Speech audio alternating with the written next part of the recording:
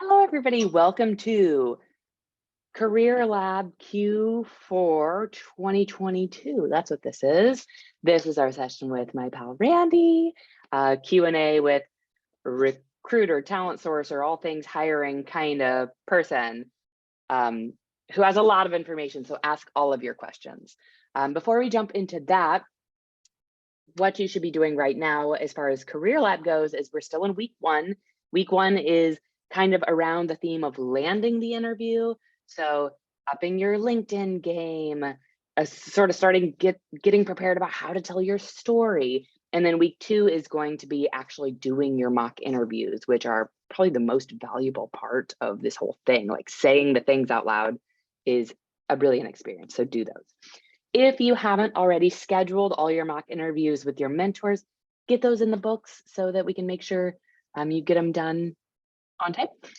And by the end of this week, you should be forwarding your LinkedIn profile to the mentor that you're paired up with in GitHub so that they can give you feedback about what's great, what could be improved, and just their general thoughts. Also, just a really great time to make a connection with another mentor, because these mentors are like professional engineers who know a lot of stuff too about the whole job search hiring process. So ask them questions too. They're not just here for LinkedIn, they're here for you and everything you might need. Okay, without further ado, I will pass it over to Randy. Well, hello everyone. My name is Randy Jackson Alvarenga. I am as Stacy said, a talent sourcer here on the team at Zapier. I work primarily in engineering roles, so back end, front end. I've been doing some other stuff recently, which is more around like product management, but there's lots of stuff happening all the time. I've been here about a year, actually, as of yesterday, so that's really cool. And I'm excited to be here because I think empowering people to be able to do their best when they go into interviews is so important. I know it helped me when I was looking for a job, especially my first job in tech. So I'm doing what I can to help. So today, the plan is for me to open up the floor to let you ask any questions you may have around the interview process, LinkedIn's, any of that whole world regarding hiring, which I know can be a lot. So to begin with, I'd like to open it up and see if anyone has any first questions that may be popping in their minds. Any burning questions, friends?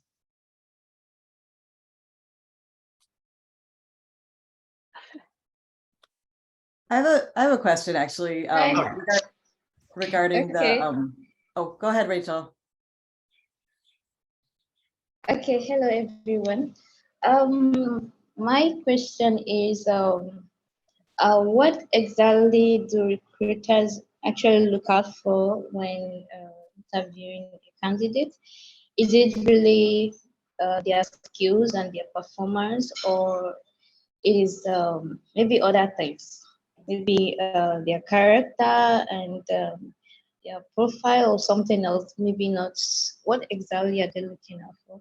Well, I think to begin with that, I think you need to understand sort of how a lot of hiring works. Either there's a new role that is opening up at a company, or someone is leaving and it's a backfill role, or for some reason there's like a new team is being made and those kinds of things, right? So there's usually a reason and a role that is being opened, maybe many, and we're trying to find someone for that, right?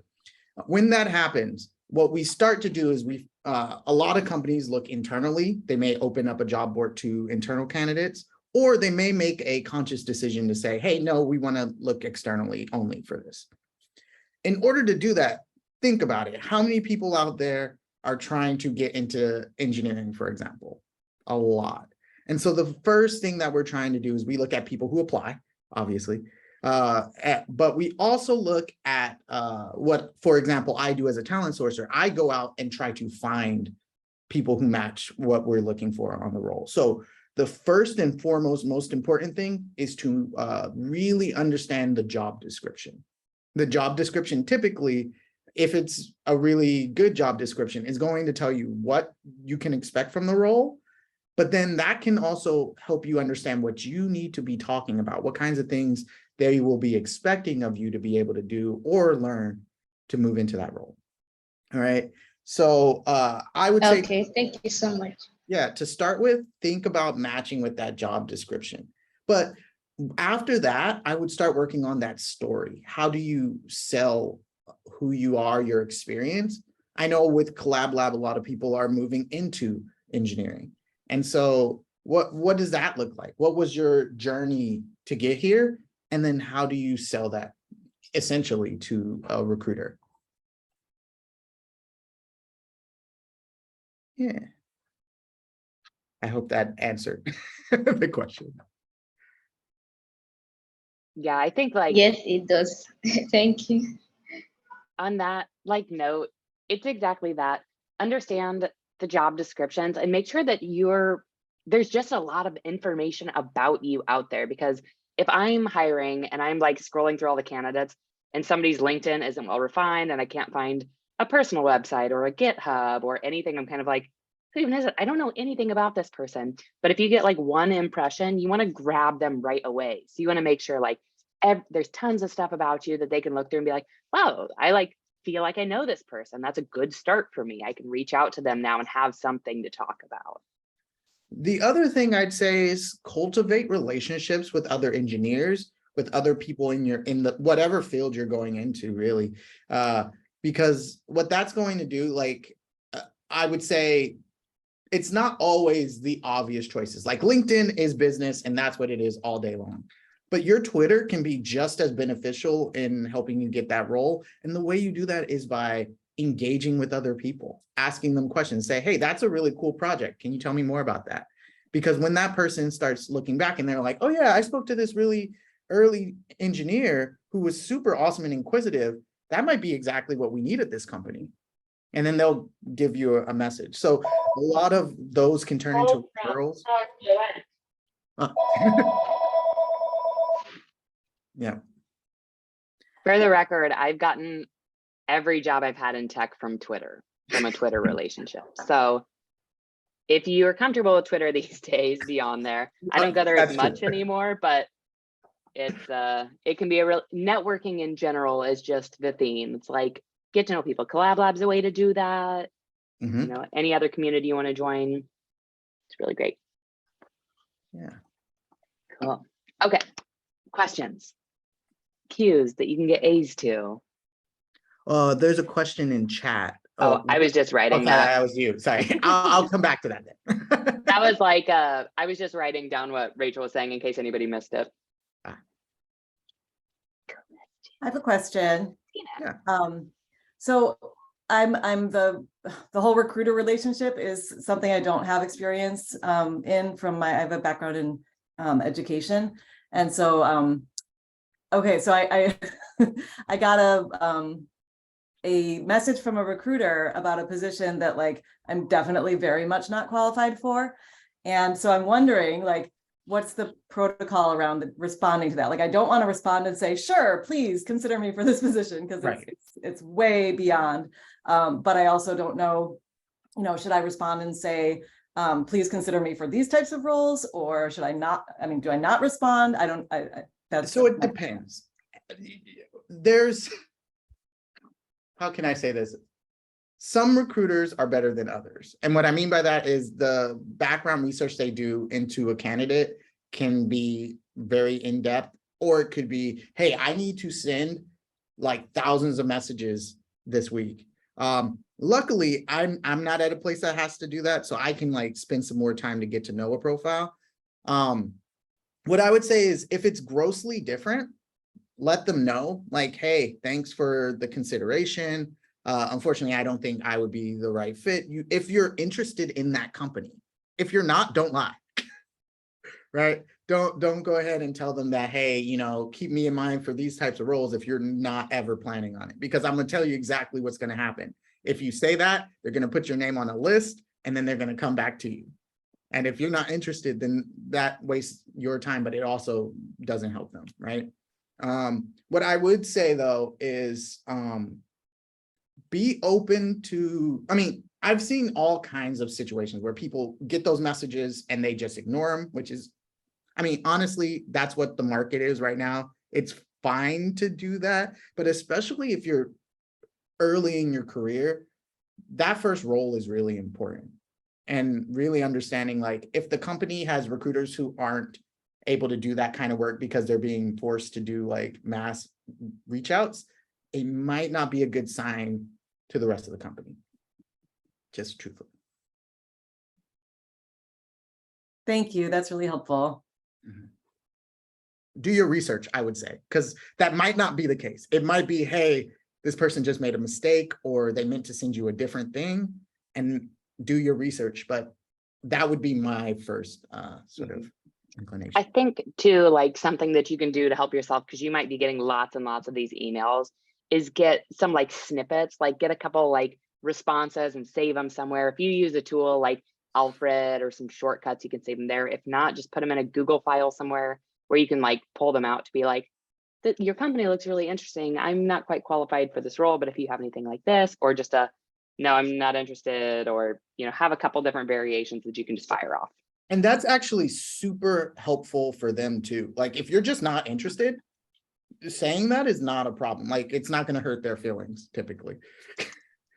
You will get, some recruiters can be sort of pushy on that, and then that would tell me, hey, I don't want to work there. So yeah.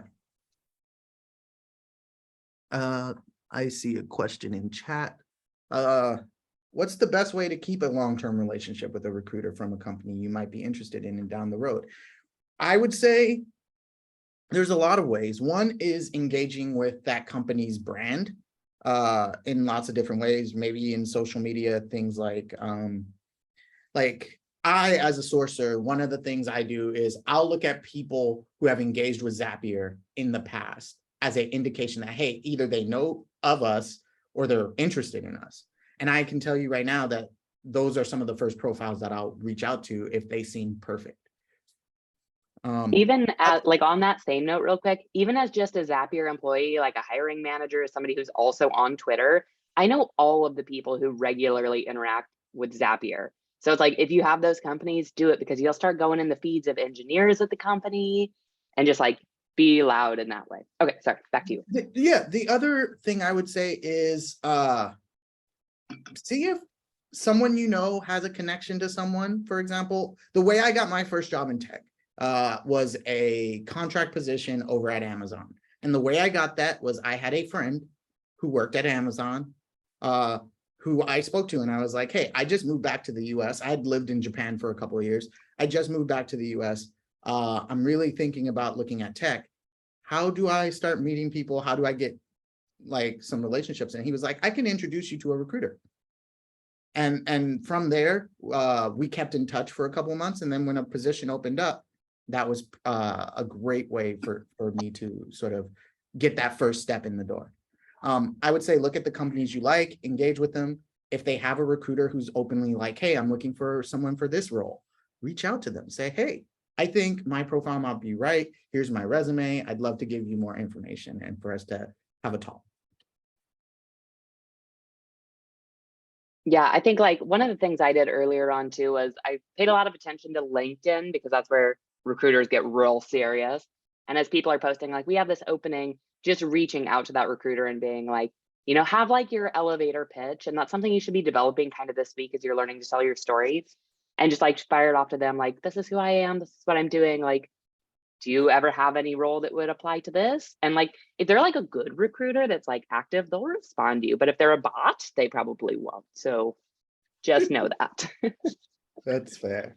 The other thing I would say is, like, as you continue to build relationships with other engineers, some of those people are going to be able to talk to you about who let them into the company. Like, really, relationship building is always happening. It's just whether or not we realize it's happening or not. All right, let's look at these questions. Let's go. What would you say are the biggest green flags on a LinkedIn versus most common mistakes candidates make? The first green flag is hard because every role is different, right? But I would say the first thing is whether or not they've built out their page at all. If they have information, if they talk about projects they've worked on, if they have their GitHub attached to it. When I'm looking at engineering profiles, I'm wondering what kinds of things you're building. Are you accessibility minded? Are you like really thinking about continuing like to grow and develop? Like talk about those things. That will always tell me, hey, this person's engaged. There's a spark for curiosity, all of the things that we at Zapier value, right? And so that's a huge green flag for me because it tells me they might be a culture fit. What I would say the biggest mistakes I've seen on profiles are people not attributing like the work they've done correctly to the way that they want to be perceived in the job market. What I mean by that is, for example, someone at Collab Lab might put Collab Lab as like an education like thing. That's not true. You guys are building things. You're working on projects. Like talk about that. You are the best advocate for yourself in the interview process. Like, you know the projects you've worked on, you know what you're building. Talk about those things because they are work. You're putting in the work to be an engineer. So show it show it as what it is, as opposed to what you think the other people might want to see it as. All right, next is, how can you reach out to a recruiter or someone at a company with a perfect intro without necessarily asking for a job? The essence is the top of mind awareness of the candidate. Yeah, I would say like exactly like the best way to do it is to have a conversation. Like hands down, if you're like, hey, I'd love to talk a little bit about Zapier. I think you guys are really interesting. I'd love to learn more. It's that simple. I'll be like, okay, awesome. Here's some information. I might send you like for the first time, if I get that message, I might say, here are some links. Here's some basic information. But if you have questions, like keep them coming. And that conversation is what's going to build that relationship, right? I might even like, if you're not looking for a specific job, but you are just interested in the company, then find out about like events, like maybe for the reason I'm talking about Zapier is because it's in my mind right now, right? But like things like Zap Connect, right? That's a huge industry event that we hold. And there's a specific like booth for the hiring department. Go there and ask questions, talk to people, get to know them. And that's true at most bigger companies. At a smaller company, that can be harder, right? Because there's just less people doing that. But what I would do is if you're not specifically looking for a role, I might even just send my resume and say, hey, I know that you guys don't have something open right now. If they have a general interest like application form, that's a great way to do it as well. One thing that I've always thought was really interesting is when I get messages from people, not about like you're saying, Terry, not being like, hey, I'm an engineer looking for a job. But when people are like, hey, I know what Zapier, the product, does, but I'm really curious what their engineers are doing over there. Like, what's your team working on? Or just like ask specific, like, what technologies are y'all working with? What's something you've experienced recently that's been really challenging? Kind of just like getting the conversation started about what that job would even be and being like, oh, that's really interesting. And yeah, carrying that on. Sorry. Go ahead. I'd even add to that to bring that into the interview process. A lot of people are told, hey, you have to ask questions in the interview process, which to be honest is true. Like if you can have some questions, it's going to show that you're interested in the company, right? But I can tell when you have like a stock question, right? Yeah. Like, can you tell me what success looks like in this role? Oh, I mean, yes, but like, if you're asking like, what are some of the problems that this role is going to be solving at Zapier, right? That's going to allow me to be like, oh, this person is really trying to figure out what's going on here. Like this person's really inquisitive. I'm not just interview number 10.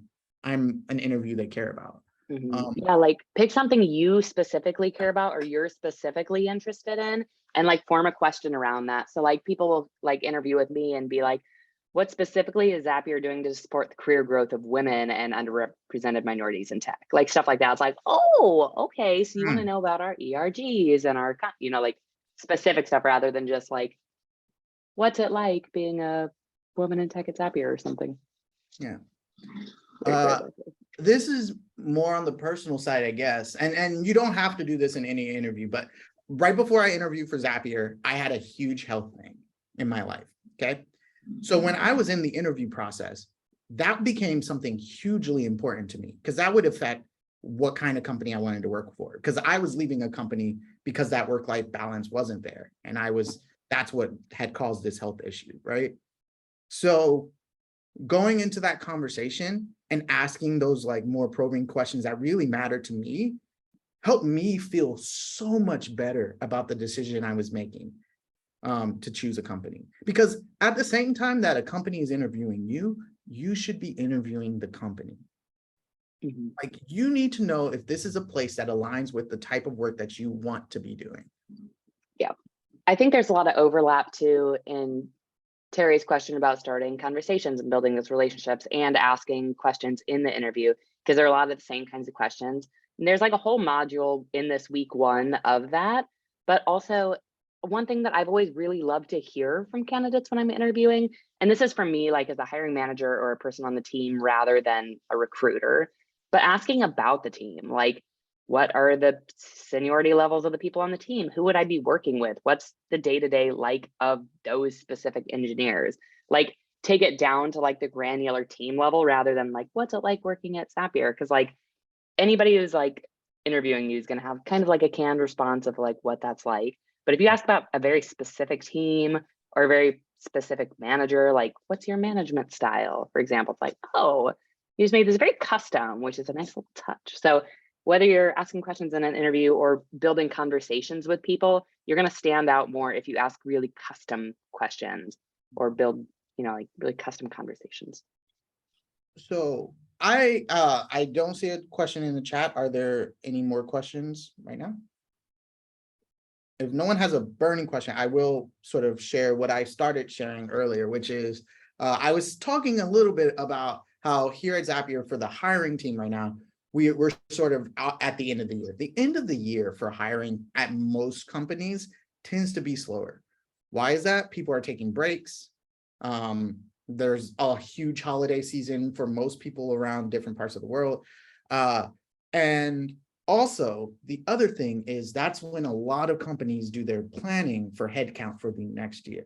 So what that means is that around end of November through the end of December, there tends to be a slower process for any interviews. And also that can sort of get stretched out throughout the end of the year. So what I would say is obviously keep looking because that you can still get hired in that window, but also the time you're going to see a lot of new jobs enter the market are going to be in the beginning of Q1 and then sometime in the middle of Q1 again. Mm-hmm. Yeah, and sort of like just to like give some behind the scenes of processes, because I think that's really valuable. That's happening. And when it like goes a layer deeper, when Randy seems like, hey, we need to know what you're looking for, hiring managers like me look at our team and look at the roadmap that we just planned for the whole next year and say, what are the things we're going to be working on? Who would be the best person to add to this team? If we have really well scoped work, it's like, okay, like an earlier career engineer might be really good because we have a plan. If it's like chaos nightmare work, we're like, all right, maybe not the earliest career engineer, but we get to write up like who exactly we're looking for, what technologies we need them to know, what, like traits do they have that would be helpful on the team? Are they somebody who's like really communicative, really bubbly and open because our team needs a boost? Or are they like, like just kind of who would fit into our team? So it's not just a matter of we need another engineer, give us another engineer. It's like we are very specific about who we want. And that's why Randy's like, look at the job description and try and fit that, because somebody who's going to be on that hiring panel spent time really thinking that through. Okay, so that's what happens. We hand it over to them. They start doing their magic. We'll tell leadership, I want 5 people for my team, and they'll like run through the numbers and be like, you get 1, and we'll move on from there. Yeah, but I wonder how you all think we find profiles. Like as a talent sourcer, what do you think I'm doing to find you? That's a good question. I love that.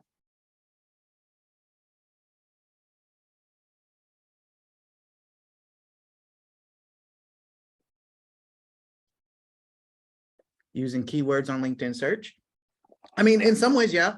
I do use LinkedIn. I use LinkedIn Recruiter a lot, which is like a special backend sort of piece, which allows me to look a little bit deeper than the typical search. But some recruiters use LinkedIn search. But we're pulling keywords. We're looking for job titles. We're looking at seniority, tenure. We're looking at some places we'll look at your education and background. We don't do that at Zapier as much. We're looking for projects. We're looking for languages, skills. I very much value a profile that puts skills on their profile. Why? Because it can tell me whether or not you have the skill I'm looking for. So if we're looking for someone who has React and the rest of our tech stack here, I can go and I see all of those either called out in the profile itself, like within the description itself, or in an area like the skills section or something like that. I would think, yeah. Is there any value in LinkedIn skill assessments? Yeah, sometimes. I think some companies handle it a bit more. Some companies look at it more like we don't look at it a lot at Zapier, but I can tell you, I've been at, I worked in exec tech recruiting before this, and we looked at skills assessments and those kinds of things a bit more heavily. We also did care about endorsements a lot. And the reason for that is endorsements tell us that people liked working with you and that they would work with you again, right? I mean, hopefully your endorsements are good, right? We wouldn't want to see like a bad endorsement that's like, this person's horrible, don't ever hire them, because that's weird. But realistically, what that tells me is that, hey, this person at this company felt this way about them. I see some value add there. It's not necessary, but if you can get it, if you can get a mentor, if you can get someone that you've worked on a project with to like give you an endorsement, yeah, why not? To clarify on what I wrote in chat, I was thinking of like the difference between like a recommendation on LinkedIn and like a +1 in your skill. So like, I won't look at how many people +1 to your React skill, but I absolutely will look at the recommendation, like endorsements that Randy was talking about, where people wrote them about you. So if you can get your teammates at Collab Lab to write those about you, since it's fresh, you just worked together, like, and kind of have like a template for writing those yourself, so you can write them for other people. Like, I worked with this person here, they were really strong in these 2 or 3 areas. I would definitely recommend, that kind of pattern. Yeah, those tend to That's be great. better because, I mean, essentially a lot of those are who we would be asking for recommendations from when you get to the end of the job, like recruiting process anyway. So It also just shows me that you're like a real person who has real experiences, because like when you're just on social media in general, you're like, is this real? Is this a real person?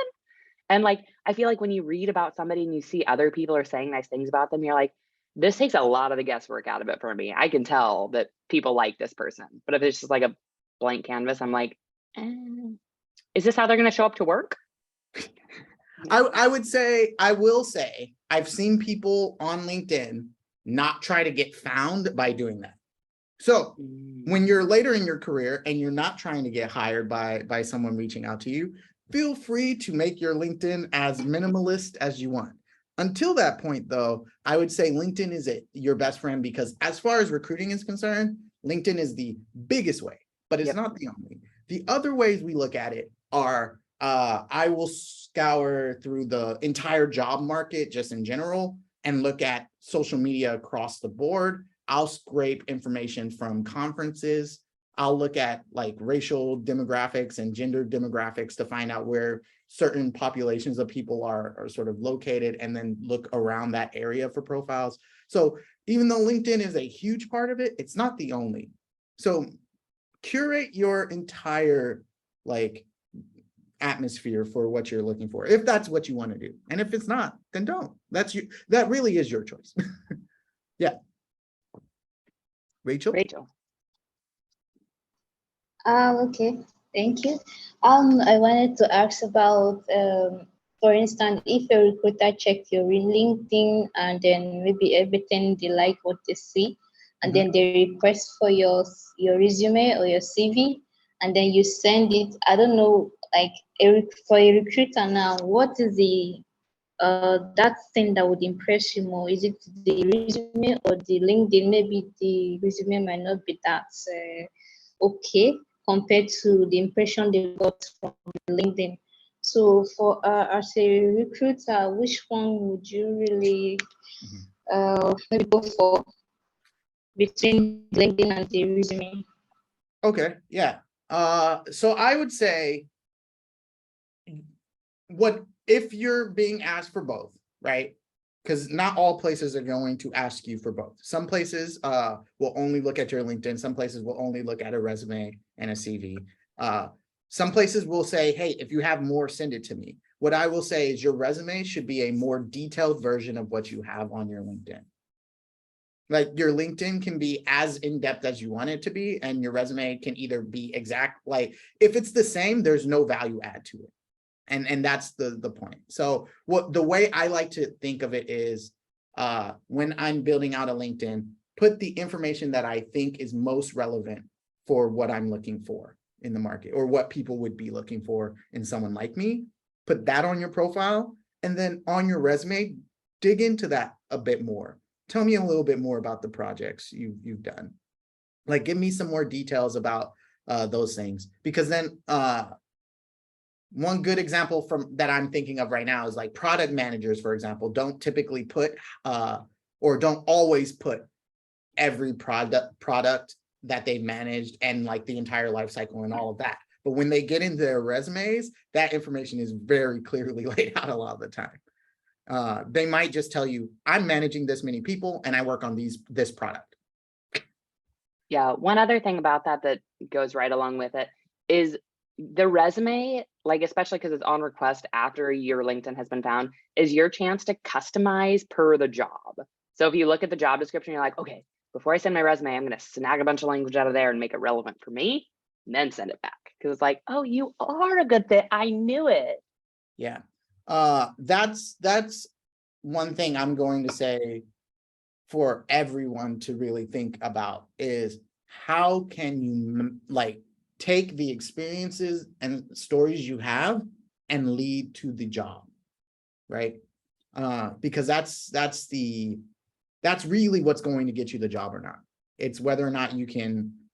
And I think it's hard, especially when you're earlier in your career, to say, oh, maybe I don't have this kind of experience. But what would be analogous to that from where you came before, right? I know, Tina, you said you worked in education, right? How is education leading you to becoming an engineer? What are the parallels there? What are some parallels that you think education might really help you be different from other engineers? Because just as much as it's sort of out of the norm, that gives you something special that other applicants don't have, right? Yeah, I love that. One other thing too to think about when you're applying for engineering roles is that it's at large a business role. Like you're playing a role for a business. Like, yeah, we think about it a lot, especially like early in your career. I was like, I need to be able to code. But really what you're doing is building features that are on product roadmaps that are going to go to users. And so at a high level, you're kind of trying to achieve a mission and you're putting the pieces in place to get there. And so when you think about it like that, you can kind of think about it of any of the things like Tina and education, for example. We're trying to do this mission, educate, these students. We're going to do that by fulfilling these curriculums. We need to design these curriculums to go up against these, test standards or whatever. And here was the result.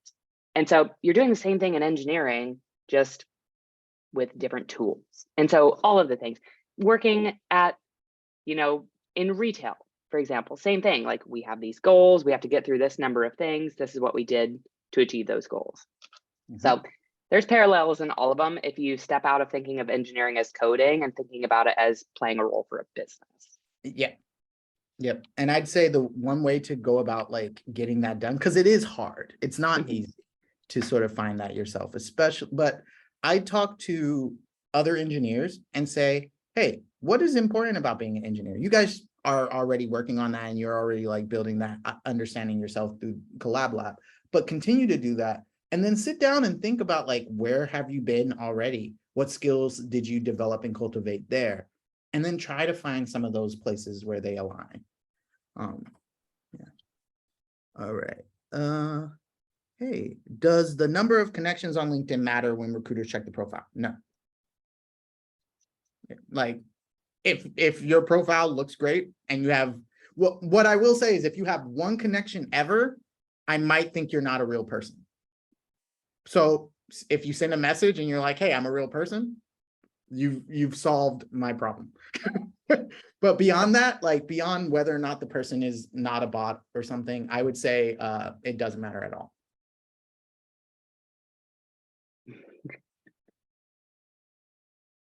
Yeah. Other questions?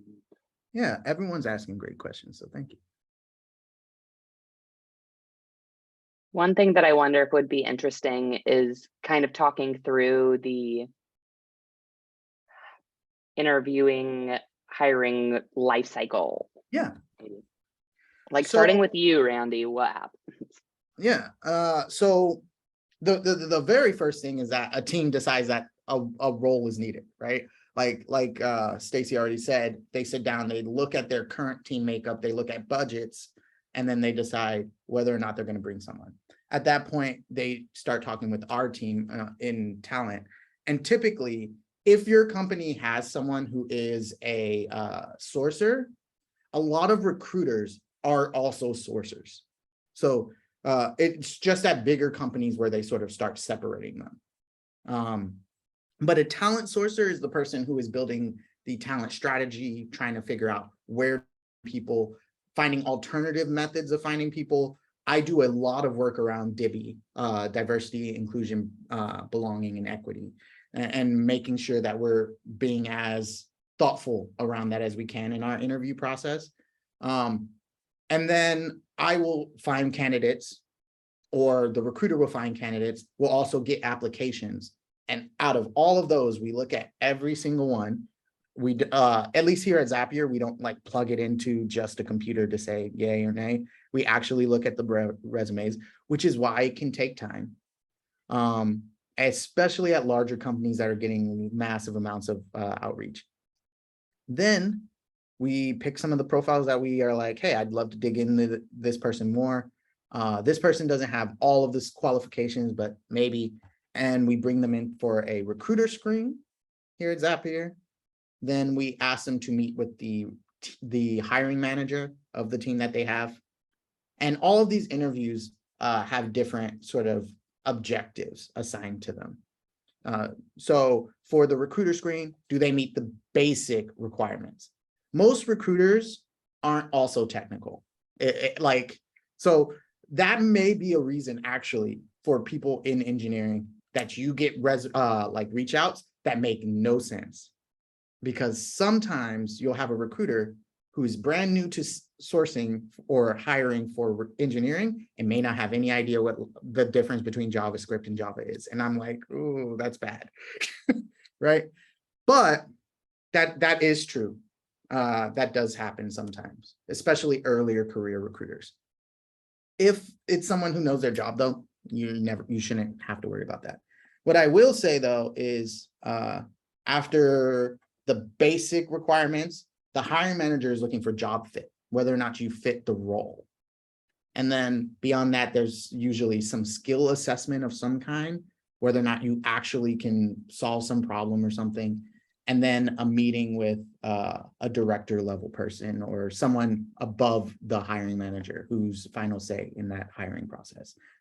That's a lot of information, and that's specific to here at Zapier. Some companies have more, some companies have a lot less. At the end of the day, the basic pieces are, can you do the job? What are your goals and outcomes for the future? And how can you help the company be successful?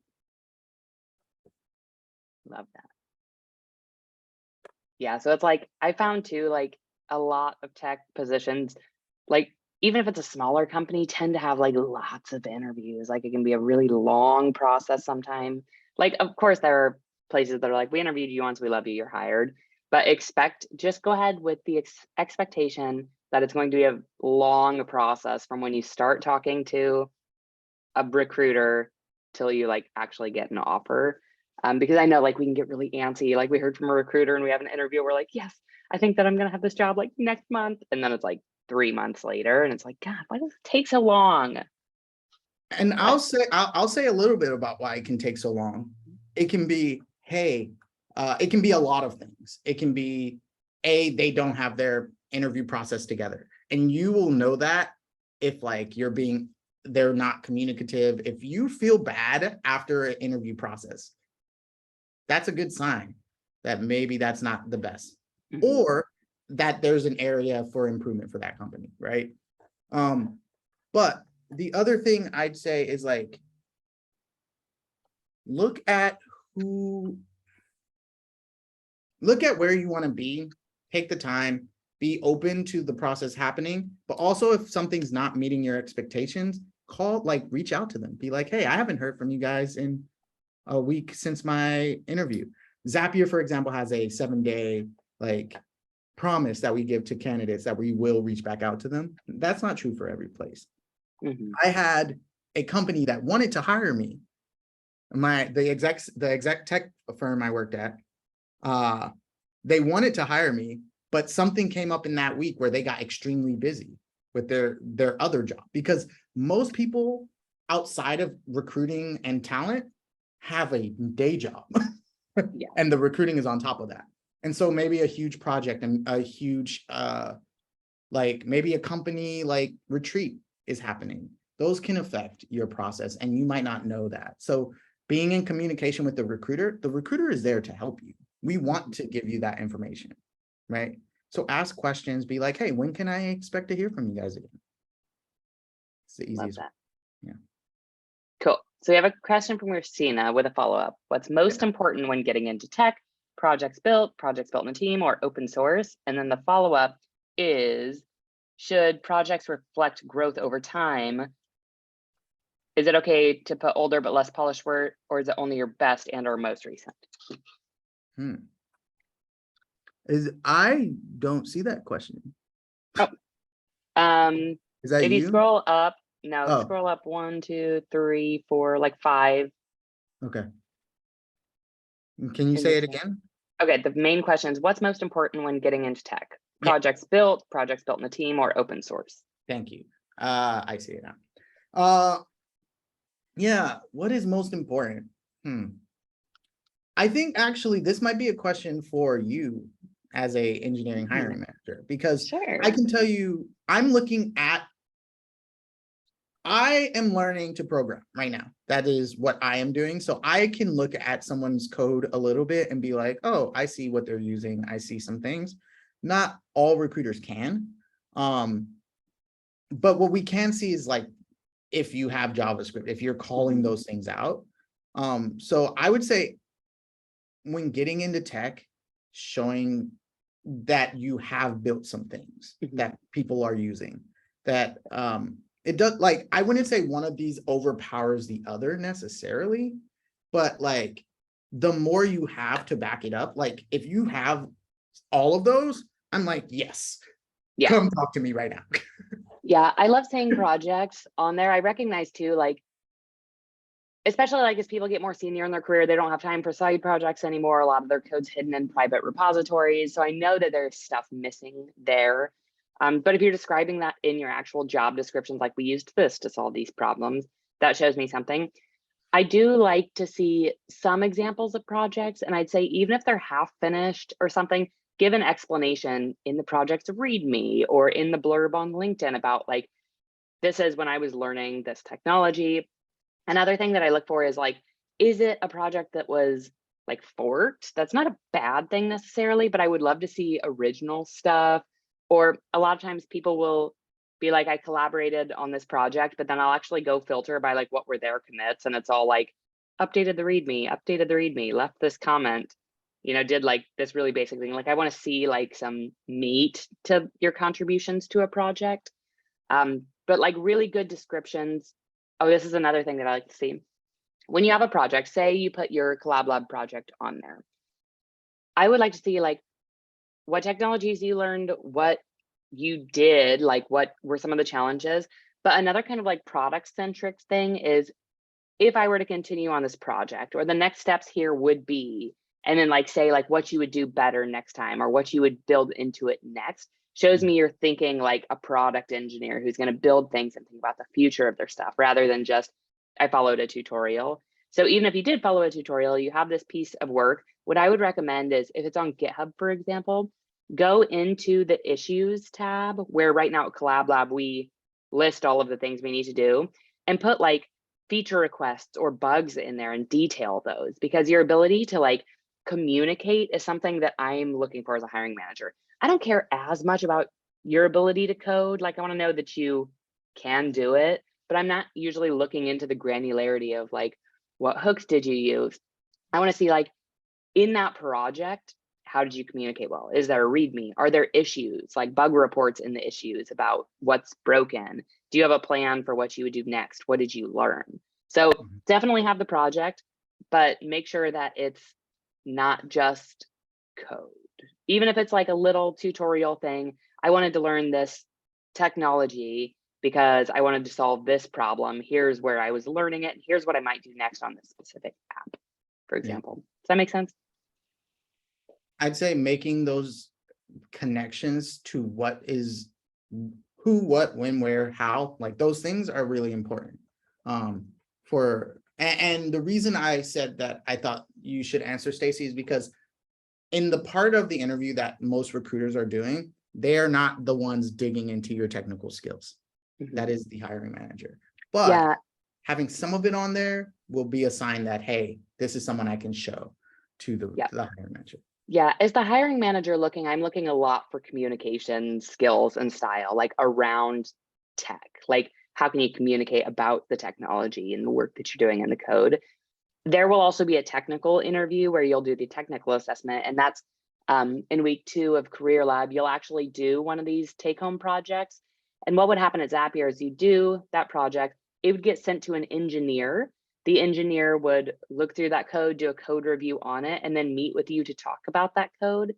And that piece is really important because that shows like, what skills do you have right now? Rather than, oh, I looked at your code and it looked like it was, you just learned. It's like, this is your chance to kind of like shine. So like Randy said, have those projects, have them be well described, but know that generally there will also be a technical assessment. And if you're someone, and I'm only saying this as someone who is also looking at programming, don't feel that you need to have every answer right now. You can learn those answers. Going and asking your mentor to check their GitHub. Look at how they're documenting things. Look at people who you really are inspired by in the engineering world. And like learning from how they are documenting and talking about things can also really help you figure out how you want to develop as an engineer. Like this path that you're taking to become an engineer for yourself, that's awesome. It's all about continued learning and continued growth because engineering is always changing. I love that. I think that kind of answered, both of the questions, like whether it's older or newer, best or most recent. Just whatever you have on there, make sure it's well described. I think that too, like that, not having all the answers, this is something I often will say like in the interview process of Career Lab, but I think one of the best things you can do as somebody who's like looking for a job in tech for the first time is learn a really great way to say, I don't know, and have it in your pocket. Have a couple of them in your pocket. Like, that's really interesting. I actually don't know the answer to that question, but I think what I would do to figure it out is Google this or look at this former project where I worked on something similar, or, like, and just be ready to say you don't know, because chances are, like, if you're anything like me, my first technical interview that I went into, I didn't know a single answer to any question they asked me. And it was so embarrassing and I'm scarred from it. And I didn't have a good way to say, I don't know. So I I don't know. I just don't know. And then ended it there. And it was like, I said that to like 10 questions in a row. And it was very uncomfortable. So if you can kind of like keep the conversation going, that's a good thing. Or you can like ask more questions, like clarifying questions. That's also, as a hiring manager, a good thing. Like when you can ask those clarifying questions. Because again, I'm looking for somebody who's going to communicate well on the team.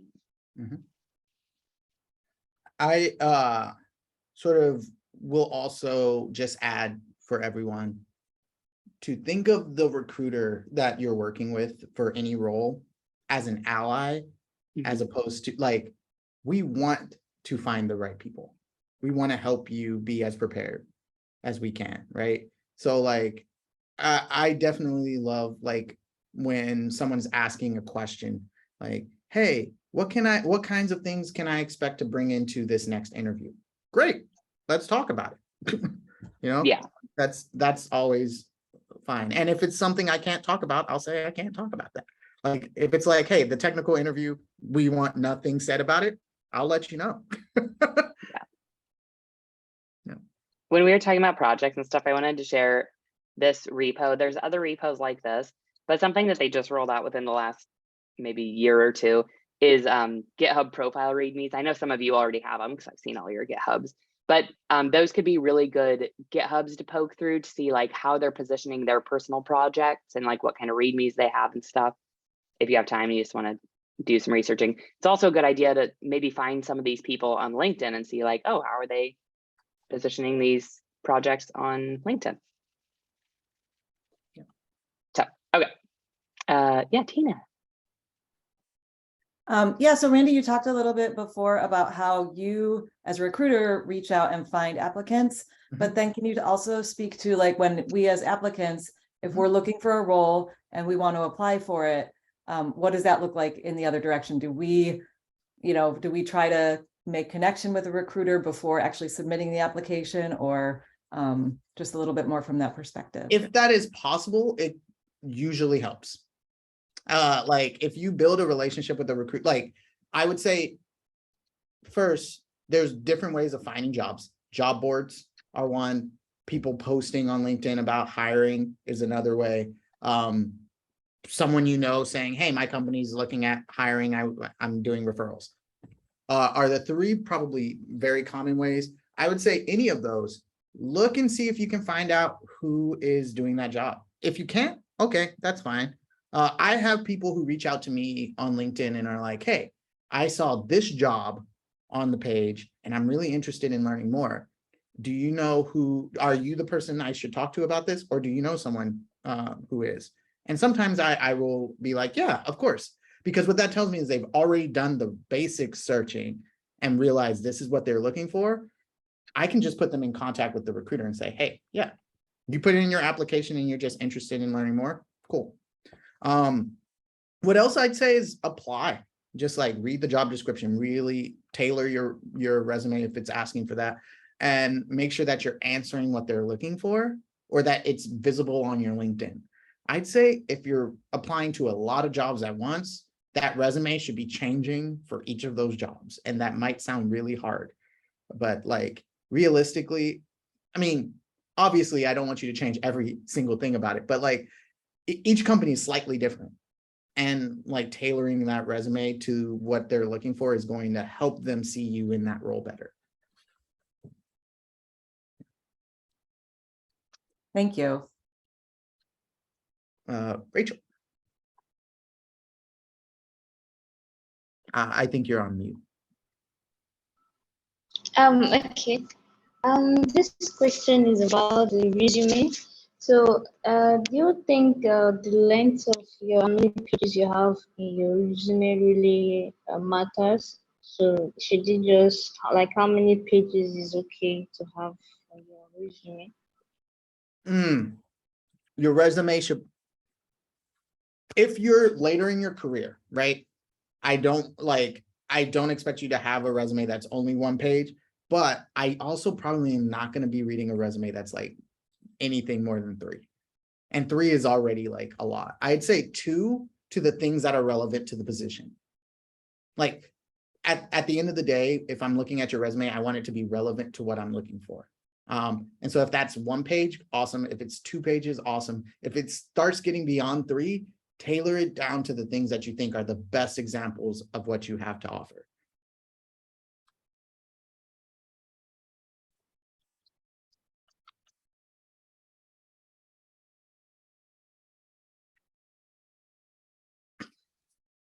Other questions? Yeah. Oh, yeah, there is one. What have been some of the best hires you've made and what made them so great? Oh, wow. Good. That's a great question to ask a recruiter. What I will say is, so I've done a lot of roles in exec tech recruiting before I moved to Zapier. But the roles that I'm the most proud of are actually the ones I've done here at Zapier, because they've been ones that have worked to make the team better. Like I'm a firm believer that a lot of the teams here at Zapier are already really awesome. But being able to say, hey, we just hired the first female in that department who's going to help like really do something and make a difference. And we did that by showing them other females in the like that they are adjacent to and who they can build a support network with. That was way more gratifying, because when she came in, she felt really comfortable. She was like, thank you for putting us in contact with these people. The interview process, even though I know no one in my direct team is, the same group, but like, I feel empowered to come into here and do my best work. And that made me feel awesome, because at the end of the day, any job, and this is maybe my idea on work, but I think a job, your career should be something that makes you happy and makes you feel better about where you're going in life. That doesn't have to be it all the time, but I want to see people grow and develop and continue to change. And if they can come in and feel like they are in a safe enough place to just be their full self and give their all, that's where I feel the best. The best hire that I made was not even for somebody from my team, but I remember specifically writing in their scorecard, if we don't hire this person, we're making bad choices. And what made her so great was that, like, I felt like she was really prepared for the interview.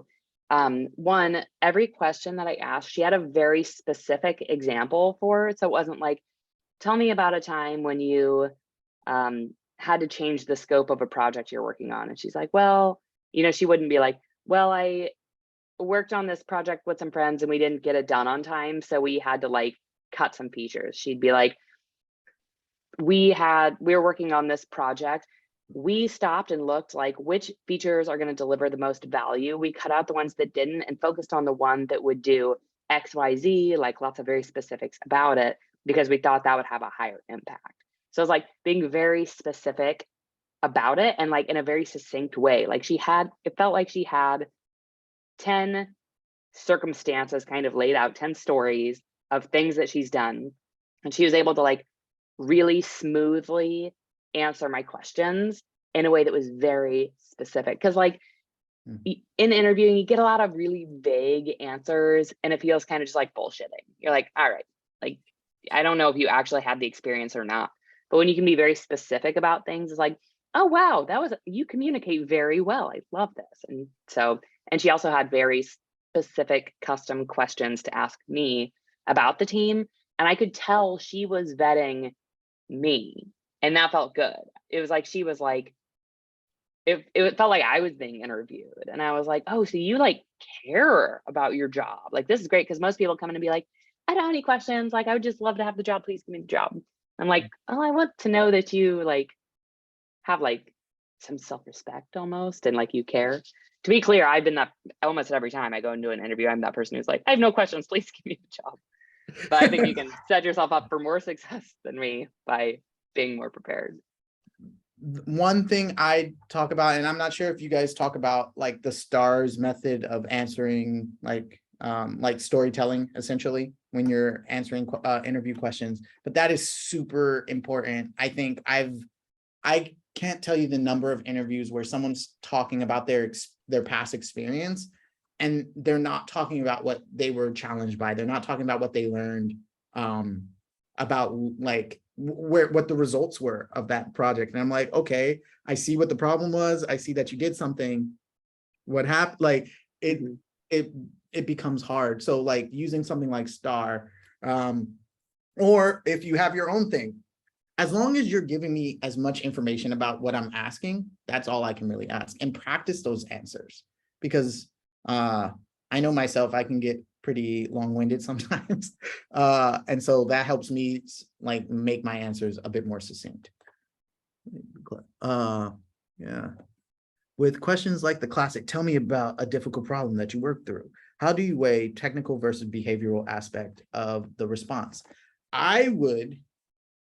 So as a recruiter, I know that some interviewers in a room are working to judge one thing and some are working to judge another thing a lot of times. And that might be very clear on if stages are very different, like they might have a technical interview versus another like behavioral focused interview. If that's the case, I might tailor my answers a bit more to that. But what I would say, if you're in an interview right there and you aren't sure where to go, bring both of those. Tell me about the technical and tell me about how you behaved and grew and changed from it. Yep. I love that. I think like if you need to make them separate, like here's this one versus this one, like if you don't mind, I'm going to tell you two very quickly because I want to make sure I cover the scope. Yep. But if you can find one where you're like, for example, here was this technical challenge me and my partner were facing on the code. She wanted to do it this way, but I wanted to do it this way. Here's how we compromised and came to a resolution. And this was our technical resolution. Like kind of find a way to work it all in together. And I think you probably have some good like team experiences now to lean on, because that looks really good and robust for me as an interviewer. Like, oh, you've worked on a team and you've compromised and you've communicated well to get to a technical solution. Like, beautiful. Mm-hmm. Mm-hmm. All right. I know we're at time. So what I will say is feel free to add me on LinkedIn. If you have any other questions, I will do my best to answer them. I might not answer them right away, but I'll definitely get back to you and try to answer. And then even if not, it would be just great to connect with you all because you're all future amazing engineers and I'm excited to see the growth and journey you go through. So, Whoop, whoop. Okay, great. Good luck with the rest of Career Lab. If you have questions, put them in the cohort channel and we are all here for you. Thanks, friends. See you soon. Bye. Thank you, Randy.